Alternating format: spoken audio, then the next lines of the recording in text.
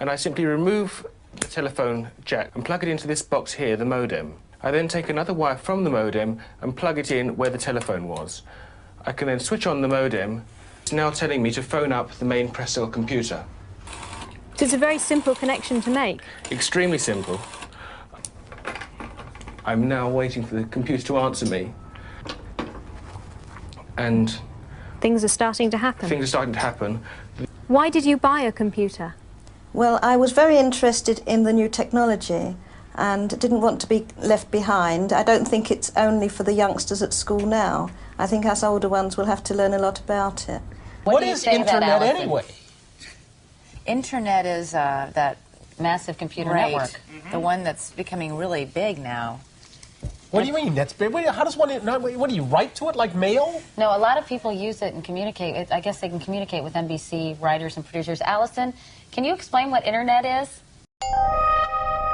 The world is in financial disarray. Currencies failing, economies in wild flux, jobs being lost.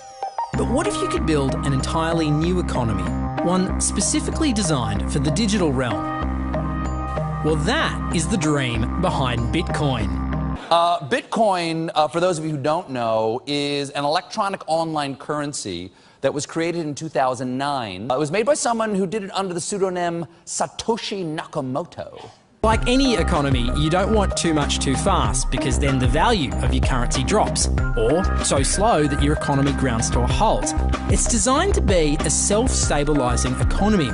Whether it actually is that way, though, well, that is a little bit more complicated. Because some people have said, hey, Bitcoin is the answer to those problems. Are you a believer? Well, Bitcoin is exciting because it shows how cheap it can be. Bitcoin is better than currency in that you don't have to be physically in the same place, and of course for large transactions currency can get pretty inconvenient. And what is Bitcoin? Bitcoin is a currency on the internet. I sent 100 euros worth of Bitcoin from here in Tokyo directly to you guys through this camera, through the network, through the TV, right into your home. If I had tried to do that, send you the money with a traditional bank, it would have taken several days and probably cost 30 euros. I just did it right now with Bitcoin instantly, basically for free, and didn't have to ask anybody for permission. I didn't need a bank, I didn't need a government, I didn't need anybody. I just needed myself and you and our smartphones to do it. That's the power of Bitcoin.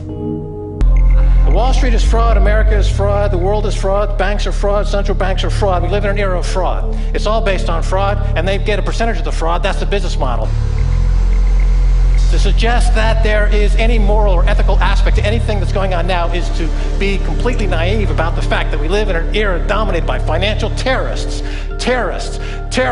jihadis of banking. They're here to kill you and themselves. They believe in an ideology, not the Quran, but Adam Smith, that they completely misread and interpret as something to justify their blowing themselves up. Janet Yellen's a terrorist! Mario Draghi's a terrorist! The Central Bank of Japan is a terrorist! These are the real terrorists! Funds received. This community is switching to what they think is a better monetary system. A system in which banks are no longer needed because payments could be made directly from one person to another.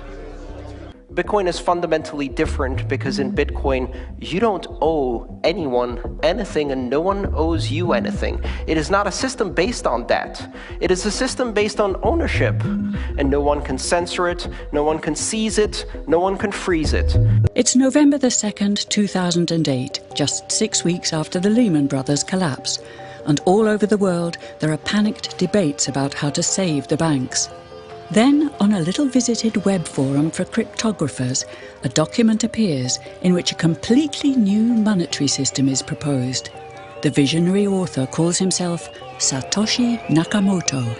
These were the darkest days of the financial crisis. So that to me suggests a very clever mind that saw an opportunity, the perfect opportunity to introduce a new radical technology and a new radical approach to money and finance at just the right moment when people would be very open to making this big shift that's required to adopt a new currency. What's exciting for me is like a global economy. Right now we say we have a global economy, but I can't take $1 and give it to you in the Netherlands and then you know what to do with it.